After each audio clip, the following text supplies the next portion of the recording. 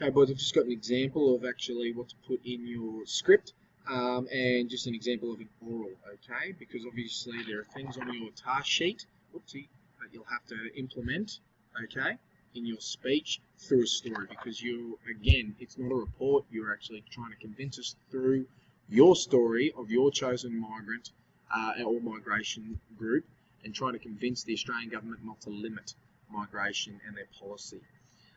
So I've obviously taken on, as you'll find out, I've taken on the migration group of the Snowy Mountains scheme and a little bit of post-war. So first of all, I need to introduce myself and then get into my story, showing experiences so I can try and persuade the Australian government, which will be the audience. Good morning, ladies and gentlemen. I'm here today to plead with you not to limit your migration policy and allow other people from around the world to share your wonderful country. I'm here to tell my story of hardship, success, to try and convince you that you must keep the migration policy as it is. I hope you'll listen to my story, and it will show that migration is essential for not only helping people but developing a country. So there's a bit of an introduction, guys, because you've got to tell me what you're doing here. Okay, you can tell me who you are and whatever in the introduction. I've chosen to put it in here. My name is Heinrich. I was an engineer and I migrated to Australia back in 1949 after the World War from Germany.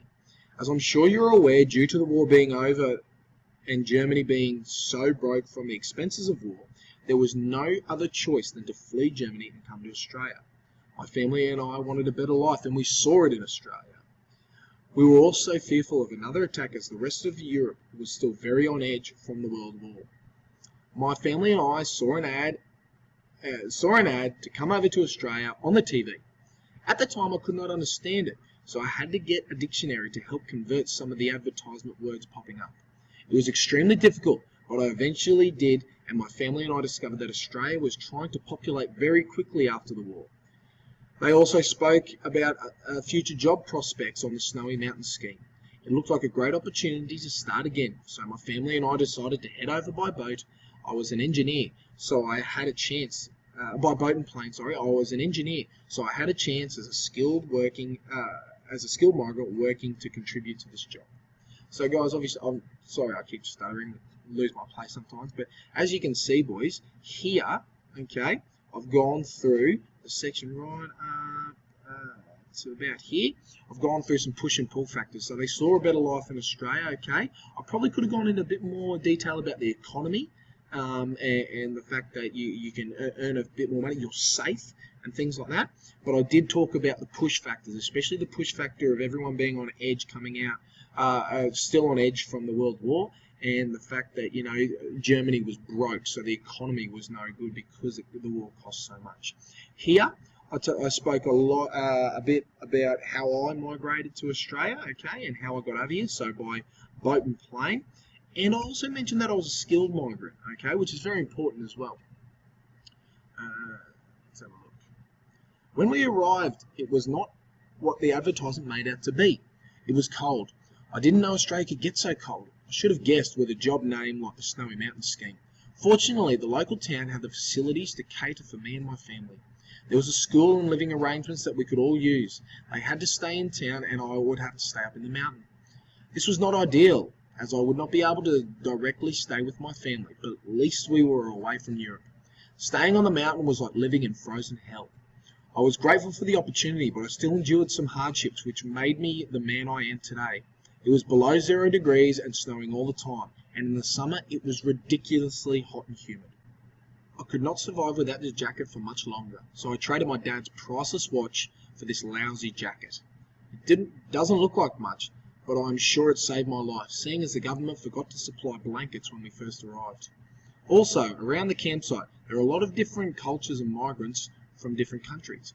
This made it difficult to communicate and get along in general, especially with the English and the French migrants. I would consistently be picked on because I was from Germany, and the war was still fresh in their minds. I would say to them, I promise, I hate Hitler. I never liked the war. This is why I wanted to flee. However, as the years went on, the migrant groups would bond and friendships grew. We would celebrate different cultures and have different foods being passed around all the time. I was so grateful that I could earn money and provide for my family. This is why migration is a good thing. My family and I were safe, and we were developing one of the 20th century's greatest engineering accomplishments. We were giving back. Migration needs to continue to be monitored.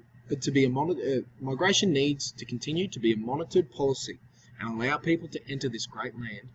I received the best opportunity and now am an Australian citizen because of your migration policy. Because your migration policy allowed me to come to this great land and contribute to society and feel safe. Migrants help develop a country. They're skilled people who bring with them culture, religion, ideas, and skills in the workforce. If you have a greater population, they are earning more money. They earn more money, the economy goes around and becomes stronger. Not only that, different countries bring different advances in politics, technology, and engineering, which is where I contributed my skills to the Snowy Mountains scheme. I hope you reconsider not limiting the policy and allowing your country to grow, helping people find refuge and embracing what other cultures have to offer. Thank you.